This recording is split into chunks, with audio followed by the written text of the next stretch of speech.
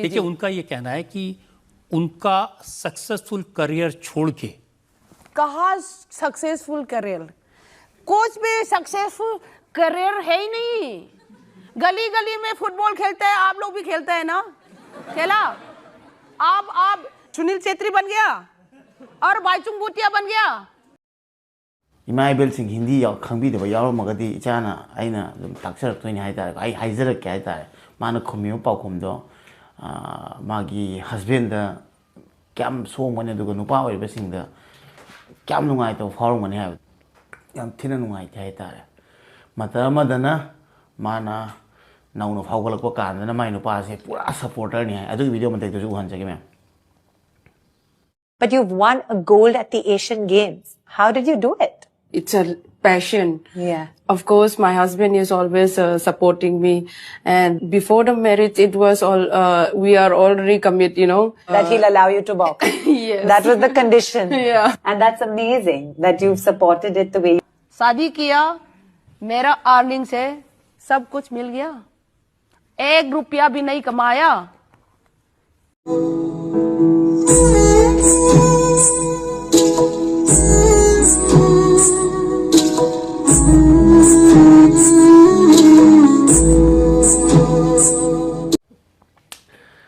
अहम मक्तद एम्पुतिनाव की चैनल बु यंगबिरिबा मैम पुनोकपु एम्पुतिनावना तराम नोक्सरी मैम ngasiगी अइना सानादोइबा वफम अदुगा टॉपिक असे सेलिब्रिटी अदुगा मणिपुर जो माय ओइबा अदुगा इंडिया बसु माना चाउथोकसहलिबा कोई इंडिया की जो माय ओइबा सेलिब्रिटी अदुगा स्पोर्ट्स पर्सन अमने मैम सोइदन खांगमने कई मतांगना अदो अइना ख्वाइ खल्लिसे अखोई नुपाई पुंसीसे अखोई नुपासे याम थिना ममक्ता तोनबा तोम खंजिले हाइदि नुपाना सेन तानबसे नुपागी मथौजु ओनली सेन तानबगिनि ने खल्ले हाइबदि नुपा मना लखा सेन पाइसनो माइ नुपीदुना कइम तौद्रसु माइ नुपीदुइ मरमदि नोम फोंगांगदि को अदुगा नुपीने सेन याम पाइग्रगा नुपादना थबक सुद्रगदि मसि याम हंथना यिंगबि अदुगा नुपादुबु फमगा चाबा अदुगा सुनिंगदबा तौना उबि असि नुपीददि कइम तौदे अदुगा नुपाइ मतांगदि याम थिना हनगी मतांगदि खंगि हाइतारे कमाइ तौगे हाबदा मैम इमाइबेल सिंग इचिनाव सिंग दैना हाइजनिंगबदि मेरी कोम मैम ने खंगबिदुनि मणिपुर की माइनी अदुगा इंडिया की जो माइनी मेरी कोम गुम्बा अफावबा बॉक्सर अमना समाइना मागी मतांग मदन अमा हायरमी हुजिंगना अमा खुमे मैम आपकी अदालत हाइना अखोइगी केनो मचरी अखोइगी चैनल अमा लेबको अदुदैदुगा अखोइगी अखोइ कोर्ट हंगबा तौना चप मानाना हंगनिबको सेलिब्रिटी ngata कौगनिबा स्पोर्ट्स पर्सन खंगदे अखोइगी मंत्री मंडल खंगदे अफावबि ngata कौगनि अदुगा क्वेश्चन खरा मजा डायरेक्टर हंगनिबको अदैदु कमाइ तौगे हाबदा इमाइबेल सिंह हिंदी खंबीदब यावरमगदी इचाना अइना दुम ताक्सरक्तोइनि हाइतारे आई हाइजरक्के हाइतारे माना खुमियो पाउखुमदो मागी हस्बैंड क्याम सोंगमने दुगो नुपा ओइबसिंगदा क्याम नुंगाइतो फाउरमने हाइबदो मसि आई नते इंडिया पुम्मना ngasi वा ngangnari मैम आई खक्तगी नते इंडिया पुम्मना ngasi मेरी पोंगी मथक्ता वाहंग थांगली अदुगा मैमनसु लैरबिबा इमेज तो खरा मांग मतौना उई आई मैम के कमेंट अदुगा मैम सेमैबा वीडियो मथक्ता उकान नुपीनसु नुपी मथक्ता अदमाइना सेमगले नुपी ओरगसु अदु हाबदा यानिंगदियाना हाइबको कमाइ तौगे हाबदा मैम हजिकी आपकी अदालत हाइबदा माउंदा हंगबको हाइदि हानगी नंगी हस्बैंड सिना काइनखिबे मतंग हंगबा कांदा माना हाइबनेबा अखोइगी आई नुपादो समाइना लुपा अमता थोकते आईगी सेल चारगा हिंगिनी मैम आई हायरके वीडियो मते अमता हाना हिंगिनी माइ पखोमदा तामिनरगा माना हाइदो करिनो आई हाइदि आईगी नु सिरबा इमाइबेल खरदि हिंदी खंगदो यारमनी अदुना आई तक हाइजरके हाइता आई इमाइबेल अदुगा अहन सिंह आईगी सब्सक्राइबर सिंह मेरी आपकी अदालत में मैं आपसे उस आंसू के बारे में पूछना चाहता हूं जो आपने छुपा के रखा है। सफल होने के बाद, बड़ा बनने के बाद आपने अपने हस्बैंड को डिच कर दिया? मैंने नहीं किया, उसने चीट किया, डिच किया। लास्ट 2 ईयर से मैं छुपा के रखा। देखिए, उनका ये कहना है कि उनका सक्सेसफुल करियर छोड़ के कहा सक्सेसफुल करियर, कुछ भी सक्सेसफुल करियर है ही नहीं। गली गली में फुटबॉल खेलते हैं, आप लोग भी खेलते हैं ना, खेला। आप सुनील छेत्री बन गया और बाईचुंग भूटिया बन गया। सच बताऊंगी तो शादी किया, मेरा अर्निंग से सब कुछ मिल गया, 1 रुपया भी नहीं कमाया। उन्होंने तो ये कहा कि वो घर और बच्चों को संभालते रहे, अपने लाइफ सेक्रीफाइस करते रहे और आप मेडल पर मेडल जीतते कुछ भी नहीं कहा सेक्रीफाइस किया। मेरा माँ आया और लड़की लोग हैं, मैं रखा हूँ मदद करने के लिए। तो सुबह शाम सोते रहते हैं, काम है नहीं, होम मिनिस्टर है। ये कौन होता है ये लड़का? लड़की का कमाई खा के बैठ सकता है ये इंसान। बहुत दुख हुआ, इतना कमा के सब कुछ दिया, सब मेरा क्या बिलीफ, ट्रस्ट, फेथ। बाद में मुझे पता चला मेरे अकाउंट में खाली होने वाला है। आप कह रही हैं कि आपने जो कमाया वो आपके अकाउंट से पैसा खाली कर लिया उन्होंने? खाली कर लिया। कितना साल से मैंने मेरे अकाउंट में चेक भी नहीं किया। अरे पति है तो अच्छा के लिए किया होगा।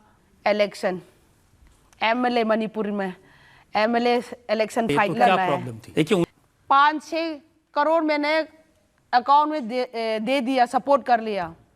हमारा पास पैसे नहीं है, पैसे मत लगाओ, मेरा मेहनत का पैसे है।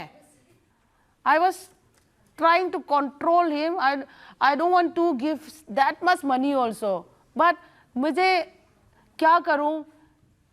ये ऐसे पट्टी मिल गया तो चलो एक बार, क्या करा नहीं करा तो अलग की बातें करके मैंने भी आग बंद करके सपोर्ट कर लिया। बाद में क्या हुआ, इतना पैसे उड़ाया, नहीं जीता। जो कॉन्स्टिट्यूएंसी लोगों सिने मैम सितेज का हाई जैसे कहीं नत्ते माना से लुपाम हो तांदे अदुगा माय मसा मसुजु येंगनबा मी थम्मी माय ममा खोय अदुगा नुपी केयर टेकर थम्मी हाय अदुमाय तौन वाने होनरपनि हाय माय नुपादी अदुम फुटबॉल खरा काव मसागी करिमता आइदी मगुन यावजदे अदुगा खोगी लेकायदा अदुम चोंग चोंग फुटबॉल कावगा भेलु यावदबा जुमना खिल्ला ता लेबा हिदा खरा थागा नुपी की पैसा गायरगा नुपी पैसा चाथोकपा मागी अकाउंट जो पैसा चखरे हाय लाख करोड़ मंगा मांगरे हाय माना लौइनी माना मांगनगिनी हाय अस्माय मथक्ता सोशल मीडिया अदुकी केनो अदुगा टेलीविजन दो होजिकी हाइबा वीडियो द मैम इंडिया पुम्बा वर्ल्ड पुम्बा ने यिंगिनी अदुदैदुगा माय मसाय मवाबु अदुमाय हंथना अदु तीना हायबदो याम थिना नुंगाइते हायतारे मतमदना माना नौनो फावगलको कानना माय नुपासे पूरा सपोर्टर नि हाय अदुगी वीडियो मते तुजु हंजगे ma'am. But you've won a gold at the Asian Games. How did you do it? It's a passion. Yeah. Of course, my husband is always supporting me. And before the marriage, it was all, we are already committed, you know. That he'll allow you to box. Yes. That was the condition. Yeah. And that's amazing that you've supported it the way you. शादी किया, मेरा earning से सब कुछ मिल गया, 1 रुपया भी नहीं कमाया। उन्होंने तो ये कहा कि वो घर और बच्चों को संभालते रहे, अपने लाइफ सेक्रीफाइस करते रहे और आप मेडल पर मेडल जीतते कुछ भी नहीं कहा सेक्रीफाइस किया। मेरा माँ आया और लड़की लोग हैं, मैं रखा हूँ मदद करने के लिए। तो सुबह शाम सोते रहते हैं, काम है नहीं, होम मिनिस्टर है। ये कौन होता है ये लड़का? लड़की का कमाई खा के बैठ सकता है ये। सिनी मैम अदुगदी हाय मागी नुपाना फुल सपोर्ट तौरगा मचादे कइदे येंगा माबो दमाइना हाइदि लुहोंद्रि गाइदेना सानो आई ले हैना दमाइना माय मसागी करियर फाउ थादोकपनि हाय अदु बेस तौना फिल्म फाउ सेमिनि मयाम द लोइनमक से फिल्म द सेम भाइजे मेरी कोंग माय हस्बैंड ग द वारी जे लीरगा हायरा मतुंग द फिल्म जे सेम साबा यादिबको मेरी कोंग फिल्म द चप मागी असेंग वारी हाय माय हस्बैंड गे असेंग वारी अदु सिंग द हायरा मतुंग द फिल्म जे सेमगा ꯃꯌꯥꯝꯗ ꯎꯠꯈꯤꯕꯅꯦꯕ ꯑꯗꯨꯏꯗꯤ ꯐꯤꯂꯝꯗꯣ ꯐꯥꯒꯤ ꯇꯥꯗ꯭ꯔꯤꯕ ꯐꯅ ꯃꯁꯥꯃꯛꯅ ꯍꯥꯏꯔꯒ ꯁꯤꯅꯤ ꯍꯥꯏꯅ ꯃꯥꯏ ꯅꯨꯄꯥꯁꯦ ꯁꯨꯃꯥꯏꯅ ꯇꯧꯏ ꯁꯨꯃꯥꯏꯅ ꯁꯞꯄꯣꯔꯠ ꯇꯧꯏ ꯂꯣꯏꯅꯃꯛꯁꯦ ꯃꯌꯥꯝꯅ ꯈꯪꯉ ꯃꯇꯨꯡꯗ ꯍꯧꯖꯤꯛ ꯉꯁꯤꯗꯤ ꯑꯇꯣꯞꯄ ꯅꯨꯄꯥ ꯄꯥꯝꯕꯒꯤꯗꯃꯛꯇꯅ ꯑꯇꯣꯞꯄ ꯅꯨꯄꯥꯗ ꯆꯠꯄꯒꯤꯗꯃꯛꯇꯅ ꯑꯗꯨꯃꯥꯏꯅ ꯃꯥꯏ ꯅꯨꯄꯥꯕꯨ ꯍꯟꯊꯅ ꯉꯥꯡꯕꯗꯣ नुंगाइते मागी हस्बैंड की रिप्लाई तामीनसी ये allegation how many men he has been having a relationship ये पैसा का बात नहीं है it's not about the money so I will talk about the money which he was speaking to लोक अदालत firstly 2013 में she was having a relationship with one junior boxer and after that we compromised and since 2017 she is having a relationship with one man. I doesn't want to mention the name of that person. He was working in Marital Boxing Academy.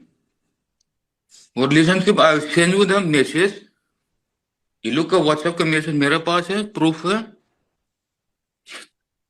She was having a relationship. अभी मैं I will tell you. She mentioned about the property. मेरे को arrest करो ना. CID से NIA से मेरे को arrest करो. If I have stolen that much of इसने बोला कि 5 crores चुरा लिया. कहाँ 5 crores? मेरा अकाउंट में चेक करो ना अभी.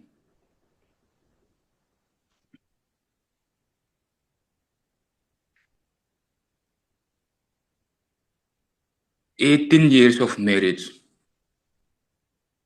हम लोग साथ में था. We are together. And now she said लेन का बात बताए ना वो. मेरे नाम में भी लेन है, ये है, वो मेरे नाम है, वो इसके नाम में. मेरा लेन के वो डॉक्यूमेंट्स के शो कर दो.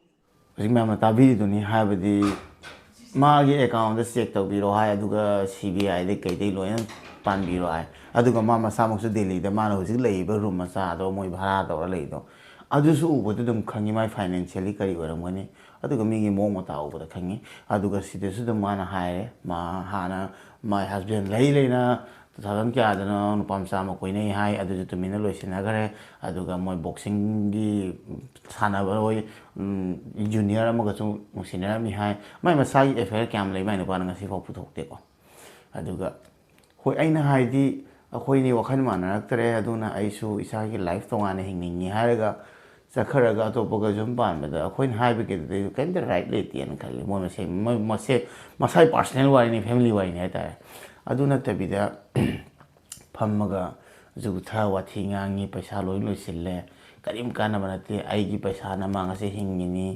आइना दुनिया दाने ना चौ मी मोय काना ngang थोकपदो हाबदे नुपागी भेलु जे सेन तान बगी दमत ओइरम जाने ना अदु नुपा मना अदमाइ तोरमगदि माइ नुपीना सेन तान नुपीदि सेन ताइ मतांग केमता हाइरोबा नुपीना सेन तान खगदि मसी याम लुबा जानिको समाइना हाइबिबसे नुपा खोइसिंदा याम थिना नुंगाइता वफमनि हाइतारे खराब माइ नुपीना मैम सेन ताले दुनिया ना माइ नुपा दुगा माइना डोमिनेट तब इग्नोर तब अदुगा थिना यानदा हाइबम थोकतेना खले हाबतारे सिनि मैम जु हेना वीडियो होजि भाइरल कन्ना ओइबनि हाइतारे नाहान की हुजिकी की अदालत हाइब सोसिगा मांगना माइ मसागी मपुरोबि मतांग nganगदो मैम इंडिया पुंबना याते आइसु नुंगाइते आइसु यानिंगदे अदुक सपोर्ट तौग्रबा अवाबा मतमना लोइ लेपख्रबा अदुगा ngasiना माइ पाए हना सेन पाए ना पुरा मा सेलिब्रिटी म ओइरे हागा तो मयां पाम कांदा माइ मसाइ हानगी नुपादुना थिने हाबदो मदु याम थनि गाइनिङाइनि मा खतनतना खoi मणिपुर पुमोगिजो माइनि अदुना पुनो माइ चोफन मका जमाना हाइतारे अना आई मदु मतांग यानिंगदे हाना आई सोशल मीडिया पाइबनिना म्याम मफमदा म्याम ꯃꯃꯥꯡꯗ ꯑꯩꯁꯨ ꯚꯤꯗꯤꯑꯣꯁꯦ ꯄꯨꯊꯣꯛꯑꯒ ꯍꯥꯞꯆꯔꯛꯄꯅꯤ ꯑꯗꯨꯒ ꯃꯁꯤ ꯃꯇꯥꯡꯁꯦ ꯑꯩ ꯅꯨꯡꯉꯥꯏꯇꯦ ꯍꯥꯏꯖꯅꯤꯡꯉꯤ ꯃꯌꯥꯝ ꯀꯔꯤ ꯈꯜꯂꯤ ꯑꯗꯨ ꯃꯌꯥꯝ ꯀꯣꯃꯦꯟ ꯁꯦꯛꯁꯟꯗ ꯍꯥꯞꯄꯤꯔꯝꯃꯨ ꯑꯩꯅ ꯑꯗꯨ ꯚꯤꯗꯤꯑꯣꯗꯣ ꯌꯦꯡꯕꯗ ꯅꯨꯡꯉꯥꯏꯇꯕꯗꯒꯤ ꯑꯩꯁꯨ ꯚꯤꯗꯤꯑꯣꯁꯦ ꯁꯦꯝꯖꯔꯛꯄꯅꯤ ꯑꯗꯨꯗꯤ ꯃꯌꯥꯝ ꯉꯁꯤ ꯚꯤꯗꯤꯑꯣꯁꯦ ꯃꯁꯤ ꯃꯇꯥꯡꯗ ꯂꯣꯏꯁꯤꯟꯖꯔꯒꯦ ꯃꯊꯪꯒꯤ ꯚꯤꯗꯤꯑꯣꯗ ꯑꯃꯨꯛ ꯊꯦꯡꯅꯔꯁꯦ ꯑꯗꯨꯗꯤ ꯉꯁꯤꯒꯤꯗꯃꯛꯇꯗꯤ ꯃꯌꯥꯝ ꯌꯥꯏꯐꯔꯦ